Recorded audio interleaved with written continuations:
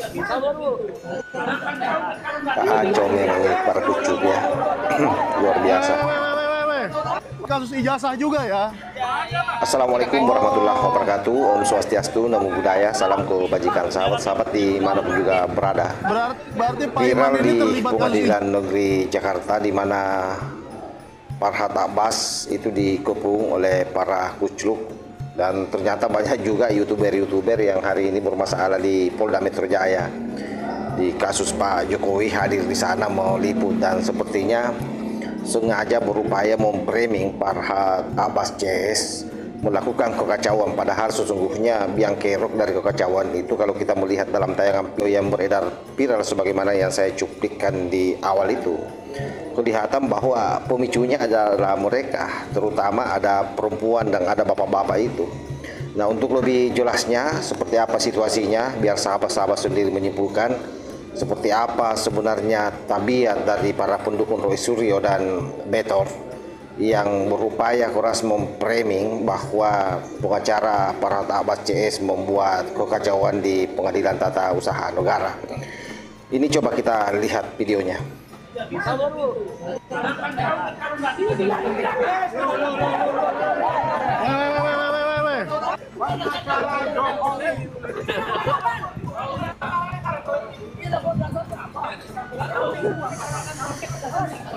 Kenapa tadi ribut sama ibu-ibu, Bang? Jadi mereka memang ini para kucuk kacau memang otaknya ya. Karena saya bilang dia nggak mirip Daniati. Pintar melakukan framing sahabat. Padahal mereka yang bapak kelihatan sekali dalam video ini. Seharusnya kan adik. Seharusnya adik. Saya manggil adik lah. Jadi nanti giringannya ini dianggap bahwa Farhad Abbas ini melakukan tuntutan terhadap mereka di luar daripada substansi hukum, padahal memang mereka ini para pengacau yang membuat orang lain rugi sebenarnya, termasuk Pak Iman Kasihang yang dituding ijazahnya palsu, profesor palsu, dituding sebagai pembuat ijazah palsu. Kan memang kurang ajar ini mereka semua ini. Hal-hal yang berkaitan dengan yang diduga. Nah, Bang Betor muncul. Para pihak mengkomunikasikan dengan mediatornya, ya. Jadi begitu ya. Oleh karena itu, kami mohon nanti kepada para pihak untuk menempuh mediasi ini dengan cara yang baik, dengan etikat yang baik. Demikian. Boleh sedikit kan, tadi ibu itu kan ada masalah, ibu diam aja nggak mau ngomong, tinggal kami dengan Pak Emak saja boleh. Sebelum menuju ke mediasi, mana Pak Emak? Ya, disimpan. Jadi urut-urutan peristiwa itu, saya pada waktu itu begini, mohon maaf ya untuk gas 6. Ini nanti kalau mengenai substansi silakan Bapak sampaikan di mediasinya. Gitu ya. Beliau ingin buru-buru minta maaf juga. Ya, kita tunda sidang ini sampai ada laporan dari mediator. Sidang selesai dan ditutup. kacau.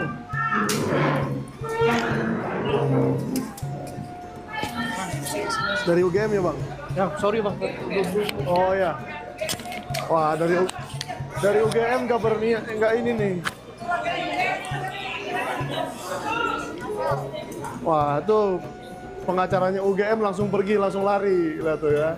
Sama kayak rektornya UGM, baru diminta ngobrol dikit langsung lari. Saya justru lebih respect dengan Farhad. Ya, diajak ngobrol aja, emang apa sih, apa salahnya nih? Berani dia ya. Nah, ini UGM tadi langsung lari. Ya, waduh, luar biasa ini. UGM ini universitas gagal maning kayaknya ini, lari mulu kerjanya ini. Ayo kita tanya ke... Waduh. Jangan emosi ya, Bu ya. Harus, jangan lemah dengan kayak gitu. Iya. Ngapain kayak gitu? Sidang ini tidak patut dan tidak pantas dituduhkan sikit-sikit bawa Jokowi. Ada urusannya dengan Jokowi. Oh iya. Kalau Pak Iman aja.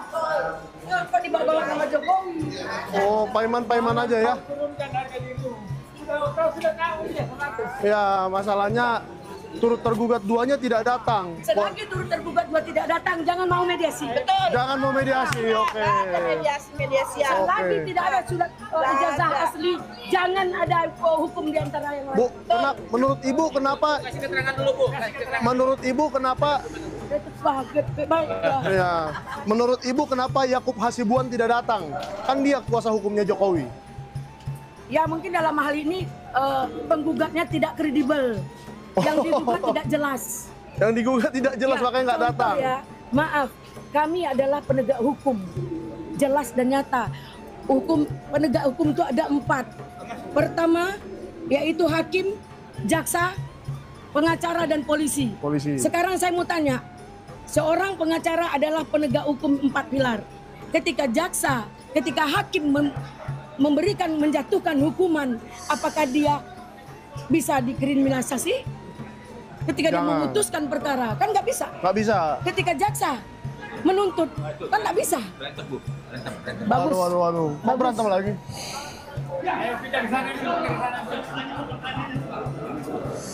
Waduh. Kenapa harus berantem ini?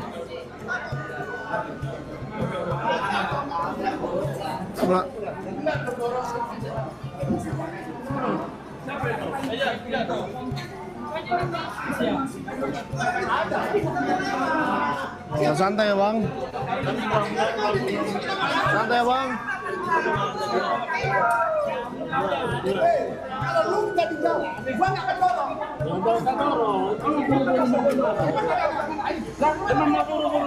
Ya tadi dong dorong orang. Jangan berantem di ruang sidang ya Bang. Aduh, ini gimana sih? Besok kita bagi-bagi beras. Oh, beras apa ini? Beras palsu. Berasa menang? Beras palsu. Oh, beras curah. Oke.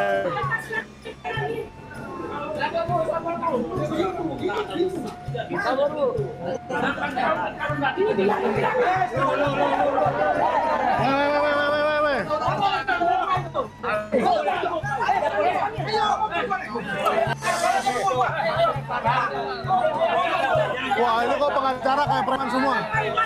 Wah, ini pengacaranya. Pengacara apa ini? Pengacara pramuka.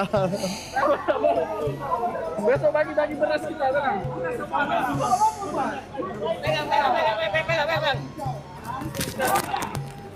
Wah.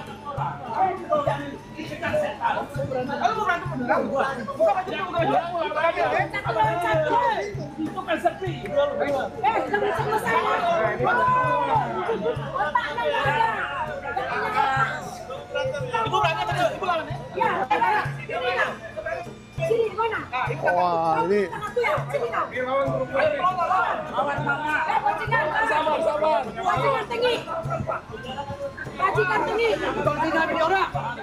Bajingan tolol. Bukan palsu.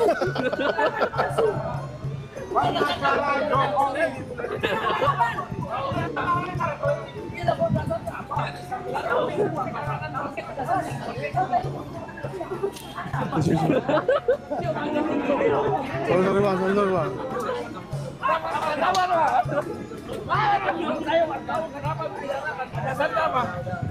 Dasarnya apa menjarakan Suryo? Dasarnya apa membicarakan Suryo? Bukan teriak apa adanya, katanya. Emang ijazah Jokowi ada? Oh, jadi ini kasus ijazah juga ya? Oh.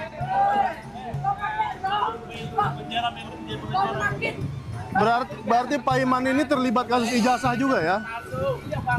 Iya, kok menggugat dituduh profesor palsu, ijazahnya palsu. Dituduh profesor palsu. Iya. Ijazah palsu. Iya. Oh, jadi dia tidak bikin ijazah Jokowi di Pramuka. Oh, jadi dia tidak terima. Ya tidak ada terima lah. Oke. Mau kau? Udah, Bu. Mana ada yang menang ini? Kan masih lanjut sidangnya. Belum. Waduh.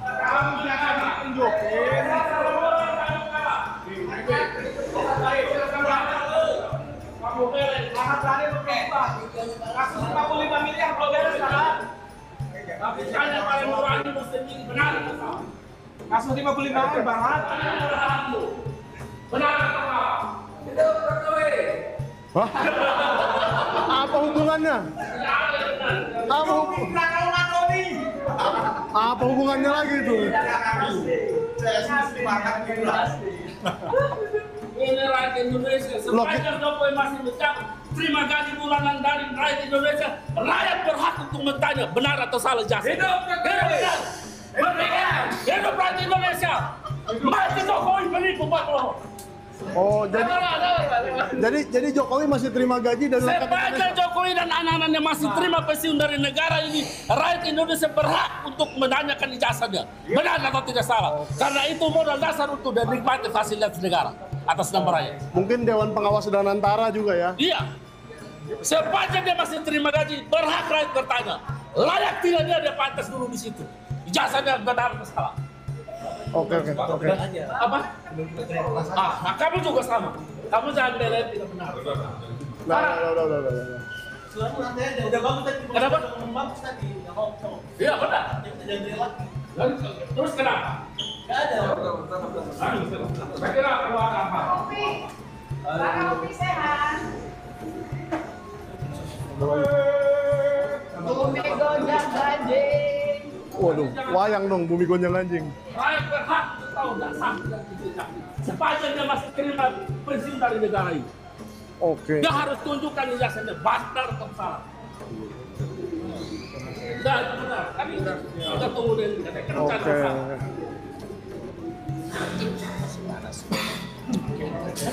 Sidang sudah berakhir. Ini masih live, tenang aja. Kalau live kita kan nggak ada batas waktu, lanjut terus. Ya, sidang sudah berakhir. Pihak penggugat sepertinya sudah pulang. Sepertinya Jokowi menang. Kok sepertinya sih? Bos, setelah kurang pengen tetap ngotot nyerang Pak Jokowi terus. Tetap. Siapa yang menyerang, Bang? Kan netral kan wartawan kan? Ya. Oke. Makasih bos, sudah. Siap. Abang ini udah netral. Siap. Tapi gimana nggak tahu ceritanya? Apa tuh, Bang? Kok nggak tahu cerita kasus ini? Oh ya, tadi kan saya nanya yang Abang tahu Nah, apa. emang Kan baru dari ini. enggak, saya kan nanya aja, Bang. Sebagai orang penggugat kan Aman. ya. Ya, dari dua belah pihak. Kita Santai, Bang. Aman. Kita punya prinsip. Oh, kode. Sama yakin. Hanya untuk merah putih. Iya, gitu loh. Menurut cari sampean sama benar. Versi kita.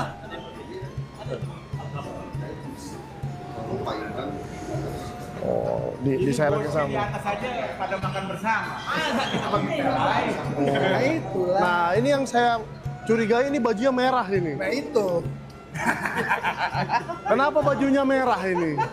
Apakah ada tanda-tanda tertentu?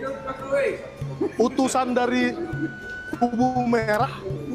Enggak ya, Pak? Enggak, Pak. Kalau saya dari kubu putih. Oh, Kubu putih. kubu putih ini apa nih? Pelani dikit sudah. Nah, kalau saya utusan kubu abu-abu. Itu kawan Bang Vitor dari Pijar. Oh, kawan Bang Vitor ya. Kalau saya bilang sih Bang Vitor itu dari dulu aktivis ya. Jadi sudah. Bang Vitor. Itu dia. 80-an. Makanya. Nanti judul akan ketahuan kok. Masa penggugat diberikan hak seperti itu untuk memutuskan, sementara tergugat sudah mengajukan keberatan tidak terlibat.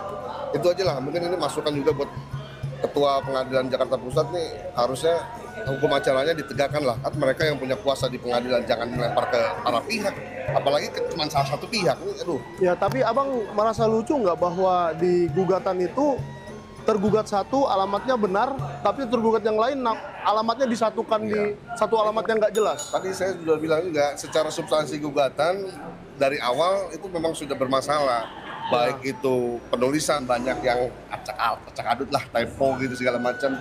Terus juga masalah alamat dari para tergugat hanya satu aja yang benar menurut saya, yang Pak Egy aja.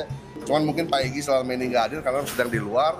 Dan kita perlu mengurus surat kuasanya di KBRI, itu perlu waktu sekitar 3 mingguan lah. Makanya itu kita perlu waktu hadir di situ. Jadi kalau secara substansi, ya gugatannya saya tertawakan lah.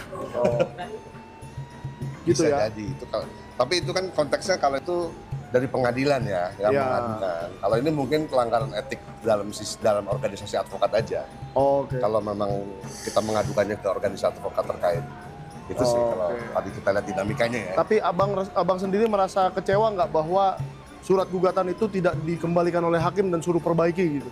Kan ini nggak jelas ini, nggak ada yang nerima, alamatnya nggak jelas, nama-nama nggak jelas. Ya itulah lemahnya sistem peradilan kita ya. Ya. Karena seakan-akan semua orang berhak mengajukan gugatan kepada siapa saja gitu loh, yang diklaim merasa merugikan. Padahal kan seharusnya substansi gugatan itu dicermati dulu sebelum didaftarkan. Ya, harusnya kalau di negara-negara luar tuh gugatan itu harus dicermati dulu secara substansinya. Memang di beberapa pengadilan ada yang itu ibu itu saya suka ngeliat ibu itu ngelawan dia. Oke. Ngelawan ibu-ibu dilawan.